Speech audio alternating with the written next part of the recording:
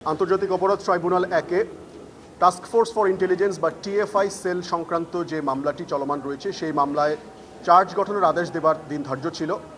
তবে আসামি পক্ষের আবেদনের প্রেক্ষিতে মাননীয় ট্রাইব্যুনাল তাদেরকে আজকে একটি বিশেষ আবেদন শুনানি করার সুযোগ দিয়েছেন এবং এই শুনানি শেষে আগামী 23 ডিসেম্বর এই মামলায় চার্জ গঠনের আদেশ দেওয়ার জন্য দিন ধার্য করেছেন। একই সাথে অন্য একটি মামলায় বিজিবির দুজন কর্মকর্তা কর্তৃক জুলাই আগস্টের সময় রামপুরায় চলমান যে সহিংসতা হয়েছিল সেই সহিংসতার বিষয়ে চার্জ গঠনের শুনানি চলমান ছিল।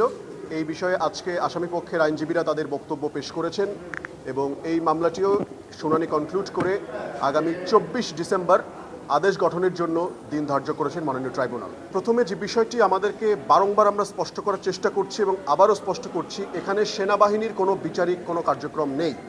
এই বিষয়টা আমাদেরকে সবাইকেই গণমাধ্যম এবং আমাদের যারা ডিফেন্স আইনজীবী রয়েছেন প্রত্যেকেরই শব্দচয়ন এবং কার্যক্রমে পরিশীলিত হওয়া উচিত।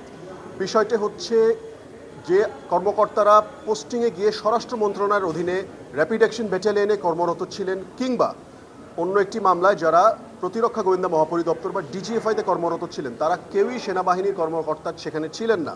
তারা ছিলেন স্বরাষ্ট্র মন্ত্রণালয় কিংবা প্রধানমন্ত্রী কার্যালয়ের অধীনে এবং তারা সেখানে ইউনিফর্মও পরতেন না এবং সেই কারণে বারংবার এই বিষয়টিকে সেনাবাহিনীর কর্মকর্তাদের বিচার বলাটা আসলে এটা একটা মিসকনসেপ্ট বিষয়। আমার অনুরোধ থাকবে যারা এই শব্দটি ব্যবহার করছেন তাদের প্রতি যে আপনারা অপরাধীকে তার প্রকৃত পরিচয়ের আলোকেই তাকে অ্যাড্রেস করবেন এবং সেনাবাহিনীর কথাটা বলা হবে না। এটা প্রথমিত।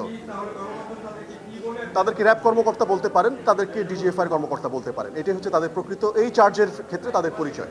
এটা হচ্ছে প্রথমত। দ্বিতীয়ত বিষয় হচ্ছে এই মামলাটিতে তাড়াহুড়ার একটি বিষয় তারা বলেছেন বা তারা বারবার প্রেস করার চেষ্টা করছেন বলে আমরা জানতে পেরেছি। মামলাটি ফর্মাল চার্জ জমা হয়েছিল অক্টোবর মাসের 8 তারিখে। আজকে ডিসেম্বর মাস, 2 মাস পরে এখন চার্জ গঠনের আদেশের জন্য রয়েছে। এই মামলায় আমাদের আইনের যে বিধান রয়েছে কোনো ধরনের অ্যাডজর্নমেন্ট দেওয়ার সুযোগটাই নাই, আইনেই নাই।